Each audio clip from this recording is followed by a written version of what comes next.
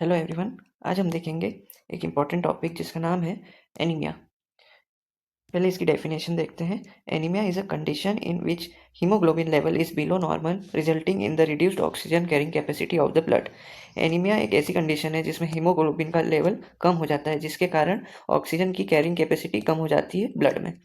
इसे ही एनीमिया कहा है। एनीमिया में हीमोग्लोबिन का नॉर्मल लेवल क्या है? मेल में, फीमेल में और प्रेग्नेंट में अलग अलग है। मेल में है इक्वल टू 13 ग्राम/dl या मोर देन दैट। फीमेल में है 12 ग्राम/dl या उससे ज़्यादा। और प्रेग्नेंट वुमेन में है 11 ग्राम/dl या उससे ज़्यादा। तो ये इसके नॉर्मल हीमोग्लोबिन लेवल्स हैं।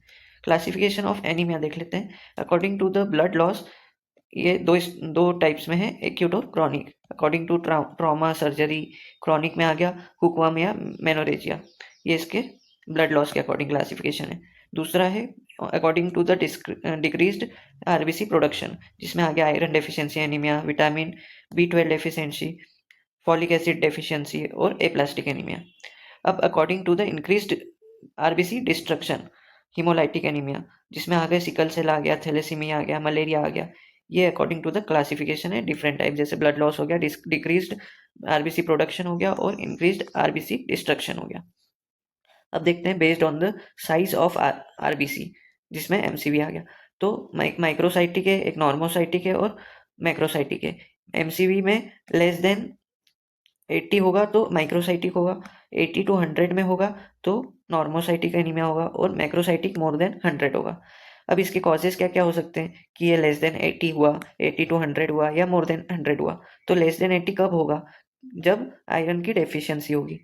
दूसरे में है नॉर्मोसाइटिक में है कि 80 to 100 कब होगा एमसीवी? जब इसका एक्यूट ब्लड लॉस होगा। फिर मैक्रोसाइटिक में मोर देन 100 एमसीवी क्यों हुआ? क्योंकि विटामिन B12 या फोलेट की डेफिशिएंसी होगी, फॉलिक एसिड की डेफिशिएंसी हो गई। तो ये इसके अकॉर्डिंग, किसके अकॉर्डिंग है? आरबीसी के साइज के अकॉर्डिंग है, माइक्रोसाइटिक, नॉर्मोसाइटिक और मैक्रोसाइटिक। अब इसके क्लिनिकल फीचर्स क्या क्या है? जनरल सिम्टम्स में आ गया पेलर, fatigue, weakness, dizziness, palpitations, dyspnoea. ये इसके जनरल सिम्टम्स है। अब सीवियर एनीमिया में जैसे एडिमा आ गया, हार्ट फेलियर, सिनकोप, कोइलोनकिया और ग्लोसाइटिस। ये सब सीवियर एनीमिया के अंडर सिम्टम्स आ गए। अब आगे बढ़ते हैं, इसके इन्वेस्टिगेशंस देख लेते हैं। इन्वेस्टिगेशंस में दो आ गए, बेसिक टेस्ट और स्पेसिफिक टेस्ट। बेसिक टेस्ट में सीबीसी के अंडर में जैसे हीमोग्लोबिन लेवल कम हो जाना, आरबीसी काउंट का कम हो जाना, पीसीवी का कम हो जाना और एमसीवी, जैसा कि हमने देखा कि लेस देन 80 या 80 to 100 या मोर देन 100, ये इसके रेंज में आएंगे। तो इससे पता चलेगा कि एनीमिया की कंडीशन डेवलप हुई है। दूसरा है स्पेसिफिक टेस्ट, जिसमें आ गया पेरिफेरल सीमर, जिसमें आते हैं दो, थिक और थिन सीमर। दूसरा आ गया सीरम फेरिटीन। तीसरा है सीरम B12 या फोलेट। और चौथा है रेटिकुलोसाइट काउंट। ये इसमें स्पेसिफिक टेस्ट आ गए। Common types of anaemia.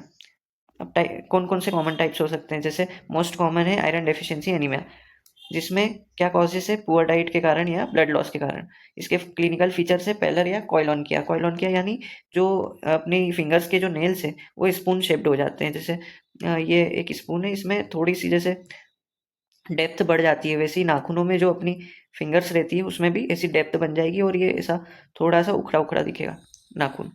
ठीक है। अब दूसरा है मिगेलोब्लास्टिक एनीमिया, जिसके कॉज है विटामिन B12 डेफिशिएंसी या फॉलिक एसिड डेफिशिएंसी। इसके क्लिनिकल फीचर्स है ग्लोसाइटिस या न्यूरोलॉजिकल सिम्टम्स। तीसरा है हीमोलाइटिक एनीमिया, जिसमें कॉज क्या है? इंक्रीज्ड आरबीसी डिस्ट्रक्शन, जिसके कारण क्लिनिकल फीचर्स जैसे जॉइंडिस या स्प्लीनोमेगली होती है। अब लास्ट वाला है एप्लास्टिक एनीमिया, जिसमें आ गया बोन मैरो फेलियर और पेक्टोनिपिया, पेनसाइटोनिपिया, पेनसाइटोपेनिया। ठीक है। अब इसके ट्रीटमेंट देख लेते हैं।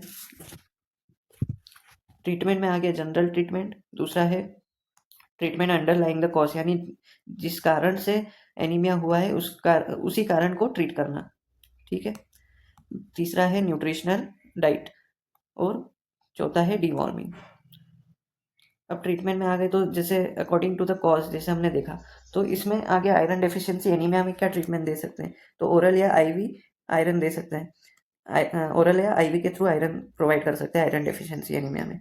विटामिन B12 डेफिशिएंसी होगी तो साइनोकोबैलामिन देंगे। फोलेट डेफिशिएंसी में फॉलिक एसिड का ट्रीटमेंट देंगे। और सीवियर एनीमिया में होगा तो ब्लड ट्रांसफ्यूशन के थ्रू हीमोग्लोबिन लेवल बढ़ाएंगे या ब्लड का लेवल बढ़ाएंगे। फिर डाइट एडवाइस में क्या क्या आ सकता है, आयरन रिच फूड देना है, जैसे green leafy vegetables, jaggery, dates, beetroot, liver fish oil जो आता है वो, और लास्ट वाला है एग्स, ये देने हैं। और अवॉइड क्या करनी है, टी या कॉफ़ी विथ मील्स, खाने के साथ या नाश्ते के साथ टी या कॉफ़ी अवॉइड करनी है। ठीक है, अब इसके इंपॉर्टेंट एग्जाम पॉइंट्स देख लेते हैं।